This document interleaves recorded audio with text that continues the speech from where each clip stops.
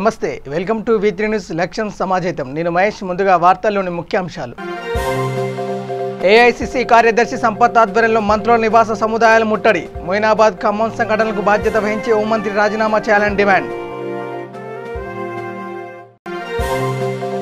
పండించిన పంటను కాపాడుకోవడానికి వెళ్లిన తండ్రి కొడుకు విద్యుత్ షాక్తో మృతి నిర్మల్ జిల్లా తానూరు మండలం బోసి గ్రామంలో ఘటన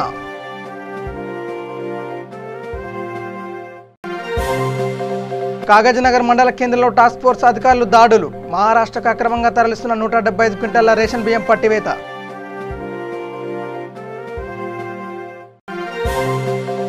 నారాయణపేట జిల్లా మద్దూరులో కొవ్వొత్తుల ర్యాలీ మహిళలపై దాడులు అరికట్టాలని డిమాండ్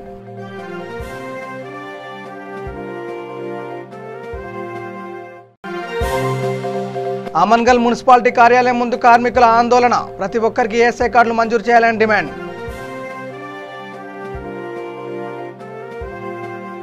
ఇక డీటెయిల్స్లోకి వెళ్తే ఏఐసిసి కార్యదర్శి సంపత్ ఆధ్వర్యంలో మంత్రుల నివాస సముదాయాలను ముట్టడించారు. రాష్ట్రంలో మహిళలపై జరుగుతున్న అత్యాచారాలు హత్యలపై ఆందోళనకు దిగారు. హోంమంత్రి డౌన్ డౌన్ అంటూ నినాదాలు చేశారు. మొయినాబాద్ ఖమ్మం సంఘటనలకు బాధ్యత వహించి హోంమంత్రి రాజీనామా చేయాలని డిమాండ్ చేశారు.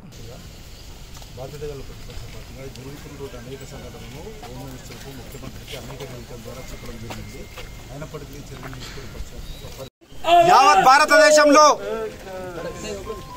అటు యూపీలో జరుగుతున్నటువంటి అఘాయిత్యాలు అత్యాచారాలు పెట్టరేగిపోతున్న సందర్భంలో తెలంగాణ రాష్ట్రం మరో యూపీగా మారబోతా ఉంది. యావత్ తెలంగాణ రాష్ట్రంలో అటు ఖమ్మం చూడు, కరీంనగర్ చూడు, మెదక్ చూడు, హైదరాబాద్ నడిబొడ్డు చూడు, మైనార్టీ యువతుల మీద, దళిత యువతుల మీద అత్యాచారాలు రేపులు జరుగుతూ ఉన్నాయి. దాంట్లో టీఆర్ఎస్ పార్టీ నాయకులే ఈ మానభంగాలకు హత్యలకు కారణమవుతా ఉన్నారు. ఇటువంటి సందర్భంలో బాధ్యత గల ప్రతిపక్ష పార్టీగా అనేక సందర్భాల్లో అనేక వేదికల ద్వారా తెలియజేసినప్పటికీ ఎటువంటి చర్యలు తీసుకోకుండా, సిగ్గు లేకుండా, ఏమాత్రం శరం లేకుండా నిన్న ముఖ్యమంత్రి గారు పెట్టినటువంటి review meeting, home department review meeting లో భారతదేశం అంతా అఘాయిత్యాలు జరుగుతూ ఉన్నాయి, కానీ తెలంగాణ సొక్కంగా ఉందని ఆయన మాట్లాడుతూ ఉన్నాడు. సిగ్గు శరం ఉన్న వాళ్ళు నవ్వుతా ఉన్నారు. ఎక్కడ తెలంగాణ, ఎక్కడ యూపీ? తెలంగాణ రాష్ట్రం మరో యూపీ కాబోతా ఉంది. దుర్మార్గపు దౌర్భాగ్య పరిస్థితులు వస్తా ఉన్నాయి. నా సోదరి మనులు ఎక్కడ పడితే అక్కడ అఘాయిత్యాలకు, ఆత్మహత్యలకు మరియు మానభంగాలకు గురవుతా ఉంటే కళ్ళెళ్ళ పెట్టి చూస్తున్నటువంటి టీఆర్ఎస్ ప్రభుత్వము న్యాయం ధర్మం కాపాడలేకపోతా ఉంది. కనుకనే ప్రతిపక్ష పార్టీలుగా కాంగ్రెస్ పార్టీ తరఫున NSA కానీ, యూత్ కాంగ్రెస్ కానీ, మహిళా కాంగ్రెస్ కానీ, మైనార్టీ సెల్ కానీ, SC సెల్ కానీ అందరూ కూడా కలిసి ముందుకొచ్చి ఈరోజు హోమ్ మినిస్టర్ కలుద్దామని వస్తే హోమ్ మినిస్టర్ పలికే పరిస్థితి లేదు. ఎవరికి చెప్పాలనో తెలియదు, ఎక్కడ మొరపెట్టుకోవాలనో తెలియదు. అక్కడనేమో చావు బతుకుల మధ్యలో ఉంది ఖమ్మం యువతి. 75% కాలిన మంటలతో ఉస్మానియా హాస్పిటల్లో ప్రభుత్వ ఖర్చులు కూడా పెడుతున్నారు తప్ప వైద్యం కూడా అందించడం లేదు. ఎవరు పరామర్శించలే. నిన్నటికి నిన్న మొయినాబాద్ లో ముస్లిం యువతి, పనిచేసే యువతిని వ్యభిచారానికి గురి చేసి మానసికంగా వేధించి, హింసించి, అత్యాచారం చేసి, చంపేసి ఉరిశిక్ష ఉరేసుకున్నదని చెప్పి ఆత్మహత్యగా చిత్రీకరించడానికి ప్రయత్నం చేసినటువంటి విషయాలను కూడా అనేక సార్లు మొరపెట్టిన ఈరోజు దౌర్భాగ్యం, దుర్మార్గ పరిస్థితి ఉంది. కనుకనే దానికి నిరసనగా ముందుకొచ్చినాం. కాంగ్రెస్ పార్టీ అండగా నిలబడుతుంది. ఎప్పుడు ఎక్కడ ఏ అన్యాయం జరిగినా, ఏ మానభంగం చెప్పినా, ఏ సోదరికి కానీ, ఏ తల్లికి కానీ, ఏ అక్కకు కానీ, ఏ చెల్లకు కానీ అన్యాయం జరగకుండా చూసే బాధ్యత కాంగ్రెస్ పార్టీదే అన్న విషయాన్ని తెలియజేయడానికే ఈరోజు నిరసన కార్యక్రమం చేపట్టినాం.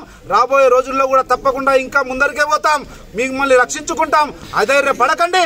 టీఆర్ఎస్ ప్రభుత్వము అధికారంలో ఉన్నంత కాలం తెలంగాణ రాష్ట్రం మరో యూపీగానో ఇంకా దౌర్భాగ్యంగానో మారే పరిస్థితి ఉంది. కనుక దాని నుంచి రక్షించడానికి ప్రధాన ప్రతిపక్ష పార్టీగా పని చేస్తూనే ఉంటామన్న విషయాన్ని గుర్తు చేస్తూ వెంటనే హోమ్ మినిస్టర్ రాజీనామా చేయాలి.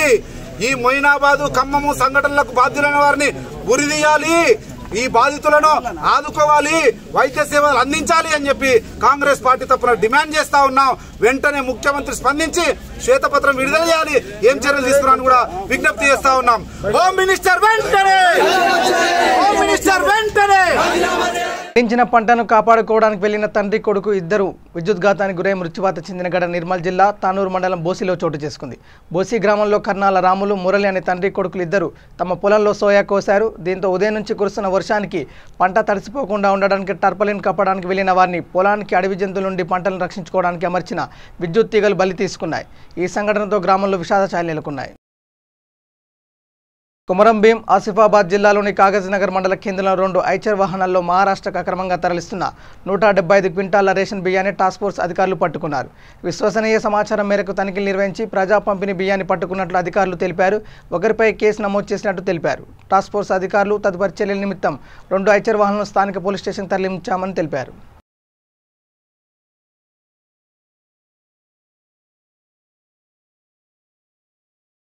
ఇక వృద్ధురాలి పట్ల ఉదారత చాటుకున్నారు ఆత్మకూరు సిఐ. అమరచింత రాజవలి దర్గా ఎదురుగా ఉన్న పీర్ల మసీదులో ఆశ్రమం పొందుతున్న వృద్ధురాలికి ఆత్మకూరు సిఐ సీతయ్య ఆర్థిక సాయం చేసి తన ఉదారతను చాటుకున్నారు. గత కొన్ని ఏళ్లుగా వృద్ధురాలను ఎవరు పట్టించుకోకపోవడంతో పీర్ల మసీదులో ఆశ్రమం పొందుతుంది. ఆమె యోగక్షేమాలు తెలుసుకొని అండగా ఉంటామని భరోసా ఇచ్చారు. రాత్రి వేళలో ఆశ్రమం పొందడానికి మసీద్ కమిటీ పెద్దలు సహకరించాలని కోరారు. అంతేకాకుండా గత లాక్డౌన్ నుంచి భోజనం ఏర్పాటు చేసిన రాజు శెట్టిని పిలిచి అభినందించారు. ఈ కార్యక్రమంలో ఆత్మకూరు మదనపూర్ ఎస్ఐల్ ముత్తయ్య, నాయకులు రఫీ అలీ, జహాంగీర్ తదితరులు పాల్గొన్నారు.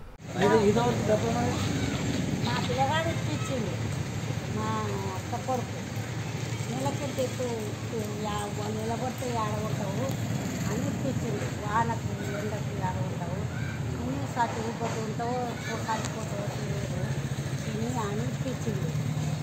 దాంతో నీకు మొక్కుతావా మా ముక్కు కాదు. ఇప్పుడు ఆ డబ్బలో 100 రూపీస్ సరిపోతా పండుకుని ఇంకా ఇది ఇస్తలేదు. ఏమన్నాయి మరి వేసుకుని నేను అక్కడ తర్వాత వేసుకుంటా అంటే వేసుకుంటాను మాట పెట్టుకోండి. కాడ ఉండరు పెట్టుకోవాలల్లా ఇచ్చిండు. అదే సో అన్నము పెట్టిస్తున్నాడు.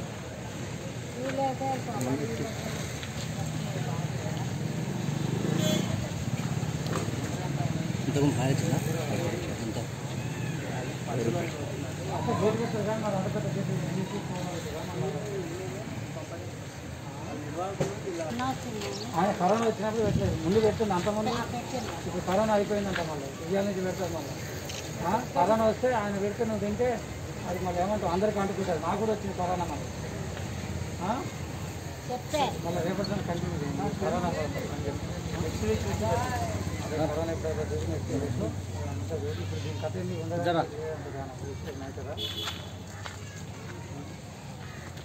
మన సీను ఈ డబ్బు ఎవరితో మాట్లాడాలి. సీఎనే ఉండని 4 రోజులు తర్వాత అది చెప్తాం. అది బిల్లు ఉంది కదా అలా ఉంది. సీఎనే అంతేనా? ఏం కాదు చెప్తానండి. అక్కడ పోతుంది ఆడ అంటే వద్దంటారు. మళ్ళీ ఈడ ఆడ వేసుకుంటే వద్దంటున్నారు. పిలిపించి మాట్లాడి దాన్ని రొటీన్ లేకపోతే ఒక ప్లేస్ అన్న సెట్ చేయాలి. వాటర్ ట్యాంక్ ఏదో ఒక సైడ్ అన్నా సాగుతుంది. లేకపోతే నన్ను పెట్టాడు డబ్బులు ఉంటుంది.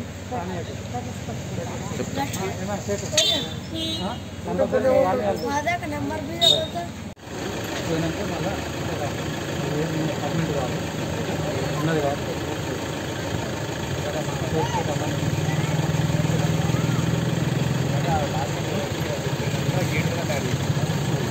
మళ్ళీ ఈమెకు ఎక్కలేక అనుకో అన్నట్టు కూడా మీ ఇష్టం.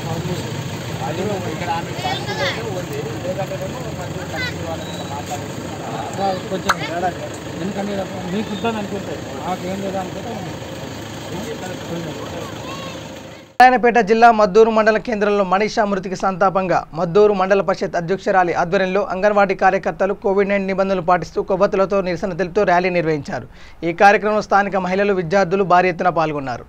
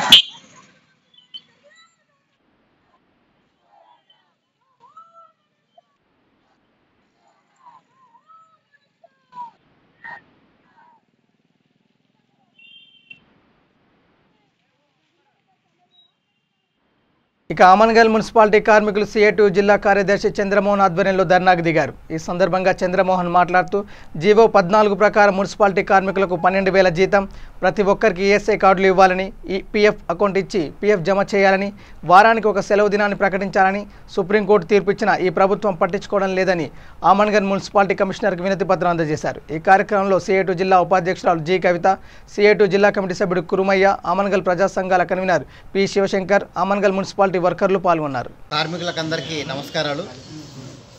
ఆమన్గల్ మున్సిపాలిటీలో పనిచేస్తున్న మున్సిపల్ కార్మికులకందరికీ జీవో నెంబర్ 14 ప్రకారం 12,500 రూపాయలు ఇవ్వాలని చెప్పి సిఐటిగా డిమాండ్ చేస్తూ ఉన్నాం. ప్రభుత్వం మున్సిపాలిటీ చేసే సందర్భంలో హైదరాబాద్ చుట్టుపక్కల పరిధిలో అభివృద్ధి అవుతుంది కాబట్టి మేము గ్రామ పంచాయతీలు కాకుండా మున్సిపాలిటీలు చేస్తా అన్నది. మరి మున్సిపాలిటీల ప్రకారం జీవో నెంబర్ 14 అన్ని ప్రాంతాలు అమలు చేస్తా అని చెప్పి అన్నది.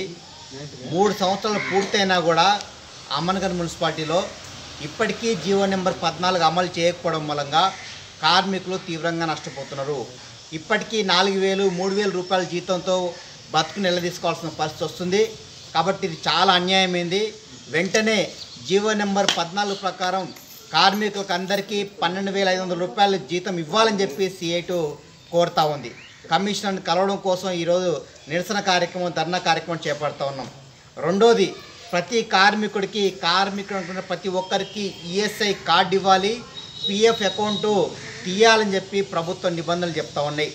మరి 3 సంవత్సరాలు మీరు మున్సిపాలిటీ కార్మికులకు పనిచేశారు. అంతకుముందు 30 సంవత్సరాలుగా గ్రామ పంచాయతీ కార్మికులకు కూడా మీరు పనిచేశారు. మరి ఇన్ని సంవత్సరాల పాటు పనిచేస్తున్న తర్వాత ఈ ప్రజలకి, ఈ ప్రభుత్వానికి సేవలు చేస్తున్న తర్వాత ఇప్పటికీ మీకు పిఎఫ్ అకౌంట్ ఎందుకు ఇవ్వట్లేదు? లేదు మీ కుటుంబ సభ్యులకు అందరికీ రోగాలు వచ్చినా, ఏమొచ్చినా, ఏ ఇబ్బంది వచ్చినా కూడా ఉచితంగా మీరు వైద్యం అందించుకోవడం కోసం మీరు ఈఎస్ఐ కార్డు అనేది అవసరము. మరి ఈఎస్ఐ కార్డు ప్రతి కార్మికుడికి ఇవ్వాలని చెప్పి ప్రభుత్వ నిబంధన చెప్తున్నావు కూడా ఇప్పటికీ మీకు ఈఎస్ఐ కార్డు ఇవ్వకపోవడం చాలా దారుణమైన విషయం. అంతేకాకుండా ప్రతి నెల మన జీతంలో వచ్చే విషయంలో 12% కట్ చేసి ప్రభుత్వం కూడా 12% రూపాయలు జమ చేసి మనకు బ్యాంకులో పిఎఫ్ అకౌంట్ రూపంలో జమ చేస్తారు. అది మన కష్టం వచ్చినప్పుడు, మన పిల్లలైనా లేదంటే పెళ్ళిళ్ళైనా లేదా మనకు రోగం వచ్చినా ఏది వచ్చినా కూడా కష్టం వచ్చినప్పుడు ఆ డబ్బులు ఉపయోగించుకొని ఆ కష్టాల నుండి బయటపడడం కోసం పిఎఫ్ డబ్బులు ఉంటాయి. అవి ప్రభుత్వం కూడా ఖచ్చితంగా ప్రతి ఒక్కరికి అమలు చేయాలని చెప్పి అన్నది. మరి 3 సంవత్సరాలు అయిన తర్వాత కూడా మీకు ఇప్పటికీ కూడా పిఎఫ్ డబ్బులు జమ కావట్లేదు, అకౌంట్ నెంబర్ ఇవ్వట్లేదు. ఇది చాలా దారుణమైన విషయం. ఆ తర్వాత ప్రతి వారంలో ప్రతి ఒక్కరికి సెలవు ఉంటుంది రాష్ట్రంలో. మరి అలాంటప్పుడు మున్సిపల్ కార్మికులకు అనుకున్న వాళ్ళకి మీకు ఎందుకు సెలవు ఉండట్లేదని చెప్పి అడుగుతా ఉన్నాం. జీవో నెంబర్ 14 కూడా చెప్పింది ఏంటంటే ప్రతి వారంలో ఎవరో ఒకరికి ఒక రోజు సెలవు ఇవ్వాలని చెప్పి డిమాండ్ చేస్తున్నాం. అది ప్రభుత్వమే చెప్పింది, మీకెందుకు అమలు చేయట్లేదని చెప్పి మేము అడుగుతా ఉన్నాం ఈ ప్రభుత్వాన్ని, ఈ కమిషనర్ని. కాబట్టి ఒక గ్రూపులో 5 ఉంటే ఒక్కొక్కరికి ఒక్కొక్క రోజు సెలవు ఇవ్వాలి.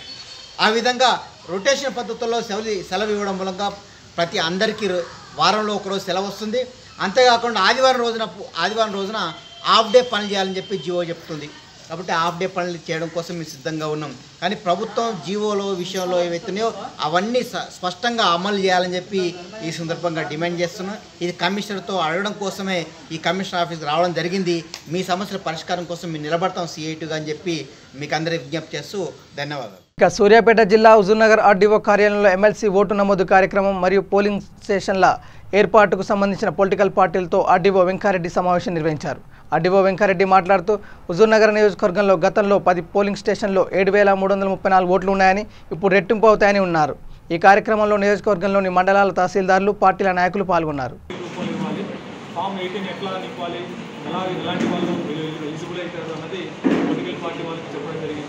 అలాగే పొలిటికల్ పార్టీ వాళ్ళు ఫామ్ 18 ఇచ్చేటప్పుడు తప్పనిసరిగా 2 ఫోటోలు, అలాగే డిగ్రీ పాస్ అయినట్లయితే ఆ డిగ్రీ నవంబర్ 2017 లోపల పాస్ అయి ఉండాలా. దానికి సంబంధించి ఏదైనా గెస్టెడ్ ఆఫీసర్తో అటెస్టేషన్ చేయించుకోవాలి. అలాగే ఎపిక్ అనేది ఆప్షన్ సంబంధించి అది కూడా ఫైల్ చేయాలని చెప్పడం జరిగింది. అలాగే ప్రధానంగా మన దగ్గర గతంలో మన దగ్గర హుజూర్నగర్ నియోజకవర్గంలో 10 పోలింగ్ స్టేషన్స్ ఉన్నాయి. అప్పుడు 7,334 ఓటర్లు సుమారు ఉన్నారు. ఇప్పుడు దాదాపు దానికి డబుల్ అవుతుందని చెప్పేసి ఎక్స్పెక్ట్ చేస్తున్నాం. కాబట్టి దానికి తగిన విధంగా పోలింగ్ స్టేషన్ల యొక్క పునర్వ్యవస్థీకరణలో భాగంగా ప్రతి ఒక్క తహసీల్దార్ కూడా వారి పరిధిలో ఉన్నటువంటి పోలింగ్ స్టేషన్స్ని విజిట్ చేయడం జరిగింది. అలాగే వాటి యొక్క పోలింగ్ స్టేషన్ ఆ యొక్క డిజిగ్నేట్ చేసినటువంటి బిల్డింగ్ ఉన్నదా లేదా, దాని యొక్క నామక్లేచర్ కరెక్ట్గా ఉందా లేదా, అలాగే ఇప్పుడున్నటువంటి కొత్త బిల్డింగ్స్ ఏమన్నా అందుబాటులో ఉన్నట్లయితే దాన్ని ఏమైనా చేంజ్ చేయడానికి అవకాశం ఉందన్నది ఐడెంటిఫై చేయడం జరిగింది. ఇవన్నీ కూడా పొలిటికల్ పార్టీ వాళ్ళతో చర్చించడం జరిగింది. వారి యొక్క కొంచెం సూచనలు చేశారు. హుజూర్ నగర్ టౌన్లో ఒక పోలింగ్ స్టేషన్ కొన్ని లొకేషన్ చేంజ్ చేయమని చెప్పారు. వారి యొక్క సూచన మేరకు అది కూడా చేంజ్ చేయడం జరుగుతుంది. అలాగే మిగతా రిమైనింగ్ 6 మండల్స్కి సంబంధించి కూడా వాళ్ళతో డిస్కస్ చేయడం జరిగింది. రెండు కూడా దాదాపుగా ఫార్మల్గా వాళ్ళందరూ కూడా అంగీకరించడం జరిగింది. రేపు కలెక్టర్ గారి దగ్గర 11 గంటలకు మీటింగ్ సంబంధించి ఇక్కడ కలెక్టర్ గారి ముందు ఈ యొక్క పొలిటికల్ పార్టీ మీటింగ్ మినిట్స్ అలాగే ఈ పోలింగ్ స్టేషన్ లొకేషన్స్ అనేది సమర్పించడం జరుగుతుంది. ఎలక్షన్ కమిషన్ గైడ్లైన్స్ కూడా ఒక సెట్ అందరికి ఇవ్వన్నాను మామూలుకి, అది కూడా ఇస్తాము. ఈ యొక్క ఫామ్ 7 దరఖాస్తులు ఏంటంటే ప్రధానంగా మనం చూసుకోవాల్సింది ఏంటంటే ఫస్ట్ ఫొటోస్ పెట్టి ఇవ్వాలండి. ఒక 2 ఫోటోలు. తర్వాత దీనికి క్వాలిఫైడ్ డేట్ ఏముందంటే నవంబర్ 2017. అంటే ఇప్పుడు మనకి నవంబర్ 2020కి 3 సంవత్సరాలు కటాఫ్ తీసుకున్నారు. అంటే నవంబర్ 2017కి డిగ్రీ పూర్తయి ఉండాలి. డిగ్రీ పూర్తయిన వాళ్ళు నవంబర్ 15 ప్రతి ఒక్కరు కూడా అర్హులే, వాళ్ళందరూ కూడా దరఖాస్తు చేసుకోవచ్చు. దరఖాస్తు చేసుకునేటప్పుడు 2 ఫోటోలు ఇవ్వాలి. 2 ఫోటోలతో పాటు మనకి ఎఫిక్ కూడా ఇవ్వాలి. ఎఫిక్ అనేది ఆప్షనల్. అంటే వాళ్ళు ఎఫిక్ ఇస్తే ఏమైందంటే మనదే ఎస్పెషల్లీ మన హుజూర్ నగర్ నియోజకవర్గం గత సంవత్సరం కింద ఎలక్షన్ జరిగింది కాబట్టి మన ఓటర్ లిస్ట్ అంతా కూడా బాగా అప్డేట్ అయిపోయింది. ఒకసారి యాక్చువల్గా మనం ఏంటంటే ప్రతి క్లయింట్ కూడా వెళ్ళి ఎంక్వైరీ చేయాలి. దీనికి తహసీల్దార్స్ అందరూ కూడా వాళ్ళ మండల పరిధిలో ఉన్నటువంటి పాత పోలీస్ స్టేషన్స్ ఉన్నాయి, ఎక్కడ ఉన్నాయి, ఆ లొకేషన్ కూడా ఎక్కడ మనం పోలీస్ స్టేషన్ లొకేషన్ ఎక్కడ ఉందో మన తహసీల్దార్లు అందరూ కూడా ఒకసారి వెళ్ళి విజిట్ చేశారు. అది కరెక్ట్గా ఉందో లేదో చూసుకున్నారు. ఆ పోలీస్ స్టేషన్ అక్కడే పెడదామా, లేదంటే ఆ పోలీస్ స్టేషన్ మార్చి ఇంకేదైనా మంచి బిల్డింగ్ ఉంటే ఆ బిల్డింగ్లో పెట్టుకునే అవకాశం కూడా మనకి ఇచ్చారు. కాబట్టి ఒకసారి మీతో పొలిటికల్ పార్టీ వద్ద డిస్కస్ చేసిన తర్వాత ఆ పోలీస్ స్టేషన్ పలానా చోటు ఉంటే అదే ఉంచుదామా లేదా పక్కన వేరే బిల్డింగ్ ఏదో పెడదామని ఒకసారి మీతో మేము డిస్కస్ చేసి మీరందరూ కూడా మేము ఒక అండర్స్టాండింగ్ వస్తే దీన్ని బేస్ చేసుకుని ఏంటంటే పోలింగ్ స్టేషన్ ప్రపోజల్స్ అంటే రేపు కలెక్టర్ గారు 11 o'clock సూర్యాపేటలో మీటింగ్ పెట్టారు. ఇది ఒక మన మినిట్స్ మన ప్రపోజల్స్ తీసుకొని నేను రేపు 11 o'clock కలెక్టర్ గారు చేసే డేట్ ఉంది. దాన్ని అక్కడ కలెక్టర్ గారు అప్రూవ్ చేసిన తర్వాత నల్లగొండ పంపిస్తాం. నల్లగొండ వచ్చిన తర్వాత ఈ పోలింగ్ స్టేషన్స్ అనేది ఫైనలైజ్ అయ్యాయి. ఆల్రెడీ మన నామినేషన్స్ అప్లికేషన్స్ వస్తున్నాయి. ఫామ్ 8లో మనం అప్లికేషన్స్ ఇవ్వాలి. అప్లికేషన్ ఇచ్చేటప్పుడు మనం పొలిటికల్ పార్టీకి సంబంధించి మీరు మీ వాళ్ళకి మీరు ఏమి ఇన్స్ట్రక్షన్ ఇవ్వాలి, అప్లికేషన్ ఎట్లా అప్లై చేయాలి, ఎట్లా ఇవ్వాలి అన్నది ఒకటి. రెండోది వచ్చేసి పోలింగ్ స్టేషన్స్. మన దగ్గర గతంలో 10 పోలింగ్ స్టేషన్స్ ఉన్నాయి మన డివిజన్ మొత్తంలో కూడా. ఆ 10 పోలింగ్ స్టేషన్స్ లో కూడా అప్పుడున్నటువంటి ఓట్లు ఒక 7,334 ఉన్నాయి. ఈసారి ఏంటంటే అన్ని చోట్ల కూడా డబుల్ వస్తేనే ఎక్స్పెక్ట్ చేస్తున్నారు ఓట్లన్నీ కూడా. ఇప్పుడు కోవిడ్ వల్ల కూడా చాలా మంది టౌన్స్ నగరాల్లో అక్కడ ఉన్న వాళ్ళందరూ కూడా స్థానికంగా ఉన్నటువంటి ఇళ్ళకి వచ్చేసారు కాబట్టి ఇంకా ఓటింగ్ అనేది ఓటర్స్ యొక్క నమోదు అనేది పెరుగుతుందని చెప్పేసి మనం ఎక్స్పెక్ట్ చేస్తున్నాము. దాన్ని దృష్టిలో పెట్టుకొని కొత్త పోలింగ్ స్టేషన్ మనం ప్రపోజ్ చేయాలి. గంభీరావుపేట మండలంలో ఏర్పాటు చేసిన విలేకరుల సమావేశంలో కాంగ్రెస్ నాయకులు ఉమేశ్రావు మాట్లాడారు. ఈ సందర్భంగా ఆయన మాట్లాడుతూ అభివృద్ధి పదంలో గంభీరావుపేట వెనుకబడిందని అన్నారు. దేశాయపేట అభివృద్ధి విషయమై మంత్రి అయిన కేటీఆర్ను అడిగితే 2వ స్థాయి నాయకులు సమాధానం ఇవ్వాల్సిన అవసరం ఏంటని ప్రశ్నించారు. వివరణ ఇచ్చేంత స్థాయి వారిది కాదని ఎద్దేవా చేశారు. గ్రామాన్ని దత్తత తీసుకుంది కేటీఆర్ కాబట్టి ఆయనను అడిగానని అన్నారు. కానీ పదవిలో ఉన్నామని మండల టీఆర్ఎస్ నాయకులు ఎందుకు రాద్ధాంతం చేస్తున్నారని ఆయన ప్రశ్నించారు. మంత్రి కేటీఆర్ దత్తత గ్రామాన్ని ప్రకటించినప్పుడు ఇప్పుడు మాట్లాడుతున్న నాయకులు ఎవరు కూడా అధికారంలో లేరని గుర్తు చేశారు. ఇప్పుడున్న మండల అధ్యక్షుడు కూడా ఒకప్పుడు కాంగ్రెస్ పార్టీకి సంబంధించిన వ్యక్తి అని ఆయన గుర్తు చేశారు. ఈ మంత్రి గారు ఏదైతే ఇది అడాప్ట్ చేసుకున్న విలేజ్, దత్తత తీసుకున్నటువంటి విలేజ్ దేశాయపేట, ఆ విలేజ్కి మొన్న లాస్ట్ వీక్ నేను పోయిన, మీ అందరం కాంగ్రెస్ నాయకులు పోయిన సందర్భంలో అక్కడ వాస్తవ పరిస్థితి మీడియా సమక్షంలోనే, ప్రజల సమక్షంలోనే మేము అందరికీ బోధపడ్డది మేము చెప్పాం. దాని తర్వాత కూడా ఒకటి 2-3 కాంగ్రెస్ టీఆర్ఎస్ పార్టీకి సంబంధించిన వాళ్ళు అది పదవుల్లో ఉన్న వాళ్ళు నేను ఒకటి చెప్తా ఉన్నాను. ఎంపీటీసీలు జెడ్పీటీసీలను మేము ఎంపీపీలను మేము అడగలేము. వాళ్ళకి ఆ స్థాయి లేదు. మేము వాళ్ళని ఎవరు ప్రశ్నించలేము. నేను అడిగింది మంత్రిని. దత్తత తీసుకున్నది మంత్రి. ఎంపీపీ తీసుకున్నాడా దత్తత, జెడ్పీ తీసుకున్న వాళ్ళ స్థాయి ఏంది, వాళ్ళు ఏం చేయగలుగుతారు? దత్తత తీసుకున్న గ్రామాలను అభివృద్ధి చేయగలుగుతారా? వాళ్ళకి నిధులు ఉన్నాయి, వాళ్ళకు ఆఫీసులో కూర్చుందా కనీసం? వాళ్ళ నుంచి మేమే ఎక్కడ ఎక్స్పెక్ట్ చేస్తామండి? వాళ్ళు అనవసరంగా వచ్చి నేను అడిగింది మంత్రిని అడిగిన ప్రశ్న. మేము జవాబుదారీ అతను కాబట్టి, అకౌంటబుల్ పర్సన్ కాబట్టి మంత్రిని అడిగింది. మంత్రి దాన్ని స్పందించాలి. అతను స్పందించేటువంటి ఒక పరిస్థితి లేడు. ఇక్కడ అతను చెప్పినవి మొత్తం అబద్ధాలైనాయి కాబట్టి ఇక్కడ చెప్పడానికి ఏం లేదు కాబట్టి వాళ్ళతో పోయి మా మీద ఏదో మేము పోయినాం కాబట్టి వాళ్ళిద్దరు దూరి. నేను ఒకటి అడుగుతున్నా, పోయిన వాళ్ళని ఒకటి అడుగుతున్నా. మంత్రి కనీసం 5 సంవత్సరాల క్రితం ఈ దత్తత తీసుకుంటే ఆ గ్రామాన్ని ఇప్పుడు ఇద్దరు సోదరిమణులు ఎవరైతే ఇద్దరున్నారో ఎంపీపీ జడ్పీటీసీ వాళ్ళ సోదరిమణులు లాంటి వాళ్ళు ఆ రోజు అధికార పదవుల్లో లేరు. వాళ్ళు పార్టీలో ఉన్నారో లేదో నాకు తెలియదు, కానీ టీఆర్ఎస్ పార్టీ వాళ్ళు ఎప్పుడు చేరారో నాకు తెలియదు. కాబట్టి ఆనాడు ఆయన మంత్రి దత్తత ప్రకటించిన నాడు వాళ్ళు ఎవరు పదవి లేరు. వాళ్ళ పార్టీకి సంబంధించి ఒక మండలానికి ఒక అధ్యక్షుడు ఉంటుంది కదా, అతను కూడా మా పార్టీలో ఉన్నప్పుడు అతను కూడా ఏకతక్క మాట్లాడినాక వాళ్ళ స్థాయి ఏంది, వాళ్ళని ఎవరు అడిగినారు, వాళ్ళు ఎందుకు దేశపేట పోయినరు, ఆ దేశపేట వాళ్ళు ఎవరు మాట్లాడమన్నారు. అక్కడ ఏమబద్ధం, పెన్షన్లు ఇవ్వలేదన్నది అబద్ధమా? అక్కడ ఇల్లు మొత్తానికి ఒక్క ఇల్లు కూడా కట్టలేదు. మేము పోయి అడిగినాం అనుకోండి, అది మేము అన్ని చేసినాక కూడా పాగలగాలరా వీళ్ళకి వచ్చి ఇక్కడికి వాళ్ళు అంటారు కదా ఊరు. మరి మా ఊరోళ్ళంతా స్వాగతం చెప్పారు. కాకపోతే గల్లి తిరిగినాం, మేము ఇల్లు తిరిగినాం, అందరితో మాట్లాడిన తర్వాత కదా మేము మాట్లాడింది. మరి మమ్మల్ని ఎవరు ఎలగొట్టలేదు చెప్పారు. మాకు కళ్ళు లేవా అన్నారు. అక్కడ అసలు పథకాలు పెట్టిన పెట్టలేదు, చూసుకునే తర్వాత మీకు లేవు కళ్ళు మీకు లేవు, మీ మంత్రికి లేవు కళ్ళు. మీ మంత్రికి ముఖం లేదు చెప్పడానికి, ఇక్కడ వచ్చి జవాబు ఇచ్చే ముఖం మీ మంత్రికి లేదు. మంత్రి ముఖం లేకనే ఇవి తెలియని వాళ్ళని తొలిండులను. నేను ఒకటే చెప్తాను, ఈ టీఆర్ఎస్ చిన్న సెకండ్ స్థాయి లీడర్లు ఎవరు కూడా మీరు స్పందించద్దు. స్పందిస్తే ఏమైనా ప్రజలకు నష్టం చేసిన వాళ్ళు అవుతారు. మీరు ప్రజాప్రతినిధులుగా ఉన్నప్పుడు మీతో ఏం కాదు, మీకే విలువ చేయడం మీ మంత్రి. మీరెక్కడ మీ బొందా మీరు అడిగినోడు కూడా అక్కడ మీ కథ ఏంది, మీ వ్యవహారం ఏంది, మీకు ఏమున్నది, మీకు ఇజ్జత్ ఉందా మంత్రి దగ్గర? మీకు ఏమన్నా మీరు నాకెందుకే జవాబులు ఇచ్చుడు, నాకెందుకు జవాబులు ఇస్తుంది? నేను అడిగినా మిమ్మల్ని, ఈ ఎంపీపీని అడగాలని నేను జడ్పీటీసీని అడగాలి. అందుకే ఎందుకంటే మీరు స్పందిస్తే ఏమవుతుంది, నాకేదో నష్టం, రాజకీయంగా నష్టం వస్తుంది కాదు, ప్రజలకు నష్టం చేసిన వాళ్ళు అవుతారు. మీరు నన్ను ఏమడుతారు బొందా, మీకు వచ్చాను నన్ను అడిగే వచ్చాను, మీకు అంత స్థాయి లేదు, నన్ను మీకు వచ్చాను అడిగేటోళ్ళు కూడా కాదు. కాబట్టి ఎందుకంటే మంత్రిని మీరు సమర్థించుకుంటూ వస్తే అతను ఏమి చేయడు. ఇంకా నిర్మల్ జిల్లా కడెం మండల్ పాండవాపూర్ బ్రిడ్జి వద్ద జాలర్ల వలకొండ చిలువ చిక్కింది. దానిని ఎలాగోలో బయటికి తీసిన జాలర్లు అడవిలో వదిలిపెట్టడంతో గ్రామస్తులు ఊపిరి పీల్చుకున్నారు.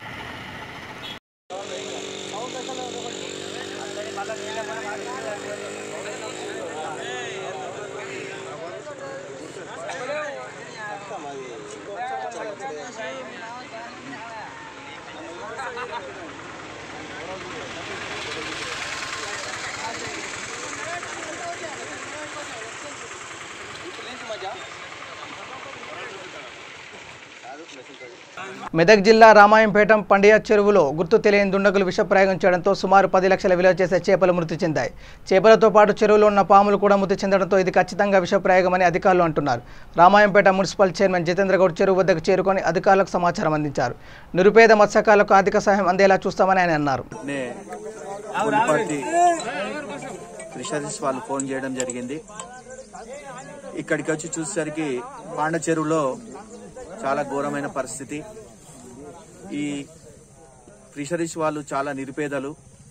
వీరికి ఇచ్చిన 70,000 సబ్సిడీకి మొన్న 70,000 ఇచ్చారు. దాంతోపాటు 1,50,000 వీలు పెట్టుకుని 2,20,000 సుమారు 2,20,000 చేపలు మొన్న కొత్త వేసడం జరిగింది. అదేవిధంగా 2 సంవత్సరాల నుంచి ఇక్కడ పట్టణ్ చేపలు ఉన్నాయి. వీటికి కూడా చాలా కాస్ట్లీగా టోటల్ గా ఈ రోజు ఏడీ గారికి ఫోన్ చేయడం జరిగింది ఇక్కడికి వచ్చి. అదేవిధంగా ఎమ్మెల్యే గారికి కూడా తెలియజేయడం జరిగింది.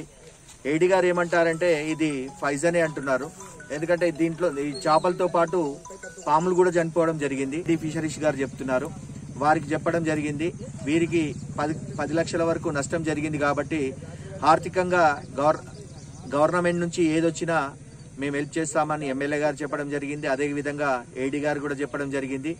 దయచేసి నిరుపేదలైనట్టు వీళ్లకు ప్రభుత్వం ఆదుకోవాలని చెప్పేసి మా మున్సిపాలిటీ తరఫున మా కౌన్సిలర్స్ చైర్మన్ కోరడం జరిగింది.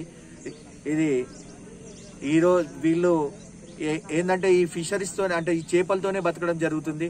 ఎందుకంటే ప్రతి ఒక్కరు కూడా ఇక్కడ ఈ ఫిషరీస్ వాళ్ళంతా నిరుపేదలు. వారికి తొందరగా సాయం చేయాలని చెప్పేసి ఎమ్మెల్యే గారిని కోరడం జరిగింది. అదేవిధంగా ఏడీ ఫిషరీస్ గారిని కోరడం జరిగింది. అదేవిధంగా ఇప్పుడు కూడా దీనికోసం పోలీస్ స్టేషన్ లో కూడా కంప్లైంట్ చేస్తున్నాం. ఎవరైనా ఎంత పెద్ద వాళ్ళైనా ఒకవేళ ఎంక్వైరీ చేసి వాళ్ళు దొరికితే వాళ్ళకి శిక్ష పడాలని చెప్పేసి కోరుకుంటూ జై తెలంగాణ. మా రామంపేట సొసైటీలో ఈరోజు పాండచెరువు గొల్లిపర్తి అయితే దీంట్లో చేప మొత్తం మొన్న పోసింది. ఇంతకుముందుకు ఉన్నది 2-3 కిలోల చేప కూడా మొత్తం చచ్చిపోయింది. కొన్ని లక్షలలో పోయింది చేప మొత్తం. ఒక్క చేప పిల్ల లేకుండా మొత్తం చనిపోయింది. ఇప్పుడు దీని గురించి ఎట్లా ఆలోచన అంటే అందరు మంచుకో మాట వీళ్ళు అది ఇది అని మాట్లాడుతుర్రు. మీరు డిపార్ట్మెంట్ వాళ్ళు వచ్చి కరెక్ట్ చెకప్ చేసి మాకు ఏదైనా సాయం చేయాలి సార్. ఒకటి మీరు ఇండ్లకు రమ్మన్నా కానీ ఇద్దరు తోలిస్తాము ముగ్గురు తోలిస్తాము అని మాట్లాడు సార్. ఎందుకు రారు మీరు? రావాలి, వచ్చి చూడాలి, పోవాలి. ఖచ్చితంగా వచ్చి మాకు ఏదైనా ఒక సాయం చేసిపోవాలి. మాకు వారం రోజుల దాకా నీళ్లు ఉంచమని అన్నాడు ఏడి సాబ్. నీళ్లు వారం రోజులు అయినాక క్లీన్ అయిపోతే మళ్ళీ కొత్త చేప పోతాము అని మాట్లాడేది ఇప్పటిదాకా. మరి దానికి సంబంధం ఏంది? కొత్తది పోస్తే మాకు పెరుగుతుందా? ఇప్పుడు మాకు పెరిగిందే 3 కిలోలు 4 కిలోల చేప చచ్చిపోయింది ఒక్కొక్కటి. ఇప్పుడు కమస్కం అంటే ఒక 5-6 లక్షల చేపనే చచ్చిపోయింది పెద్దది. చిన్నదైతే మొత్తం చెరువంత తేలింది మొత్తం. ఇప్పుడు దాని గురించి ఏదైనా పరిష్కారం చేసి మాకు తగిన న్యాయం చేయాలి. జై తెలంగాణ. అందాదా ఎన్ని లక్షల నష్టం? పైసలు 10-15 ఉంటుంది. 100 సంవత్సరాలుగా ప్రయాణిస్తున్న రోడ్డు కనుమరుగవుతుందని, తమ తండాలకు ఉన్న ఒకే ఒక రోడ్డును కోల్పోతున్నామని, రైల్వే అండర్ బ్రిడ్జ్ పనుల వలన ఈ కొత్త సమస్య వచ్చిందని మెదక్ జిల్లా చిన్నశంకరంపేట మండలం సంకాపురం సిక్కు తండా ప్రజలు ఆరోపించారు. తమకు రోడ్డు చూపిన తర్వాత రైల్వే బ్రిడ్జ్ పనులు చేసుకోవాలని ఆందోళనకు దిగారు. మెదక్ జిల్లా చిన్నశంకరంపేట మండలం సంకాపురం సిక్కు తండా మరియు దర్గా తండా ప్రజలు తమకున్న ఒకే ఒక రోడ్డు సౌకర్యం రైల్వే అండర్ బ్రిడ్జి నిర్మాణం వల్ల నష్టపోతున్నామని, దయచేసి అధికారులు తమ గోడు విని రైల్వే అండర్ బ్రిడ్జిని కొంచెం పక్కకు నిర్మించాలని, తమ తండాలకు వెళ్లే రోడ్డును కోల్పోకుండా రైల్వే అండర్ బ్రిడ్జి నిర్మాణం చేయాలని 2 తండాల ప్రజలు కోరుతున్నారు. మీర్పేట్ పోలీస్ స్టేషన్ పరిధి బాలాపూర్ ఎక్స్ రోడ్ వద్ద ఘోర రోడ్డు ప్రమాదం చోటు చేసుకుంది. డీసీఎం బైక్ను ఢీకొట్టడంతో రహీం అనే వ్యక్తి అక్కడికక్కడే దుర్మరణం పాలయ్యాడు. బంధువుల రోదన స్థానికులు కంటతడి పెట్టించింది. బులెటిన్ ముగించే ముందు హెడ్లైన్స్ మరోసారి. ఏఐసిసి కార్యదర్శి సంపత్ ఆధ్వర్యంలో మంత్రుల నివాస సముదాయాల ముట్టడి. మొయినాబాద్ ఖమ్మం సంఘటనలకు బాధ్యత వహించి హోంమంత్రి రాజీనామా చేయాలని డిమాండ్. పండించిన పంటను కాపాడుకోవడానికి వెళ్లిన తండ్రి కొడుకు విద్యుత్ షాక్తో మృతి. నిర్మల్ జిల్లా తానూరు మండలం బోసి గ్రామంలో ఘటన.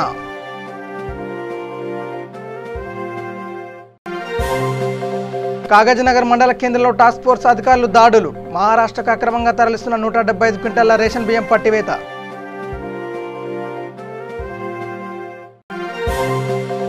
నారాయణపేట జిల్లా మద్దూరులో కొవ్వొత్తుల ర్యాలీ. మహిళలపై దాడులు అరికట్టాలని డిమాండ్.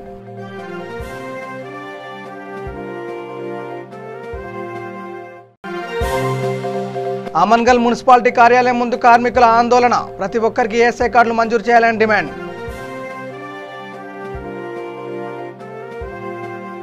ఇవి bulletin updates. Keep watching V3 news. లక్ష్యం సమాజేతం. నమస్కారం.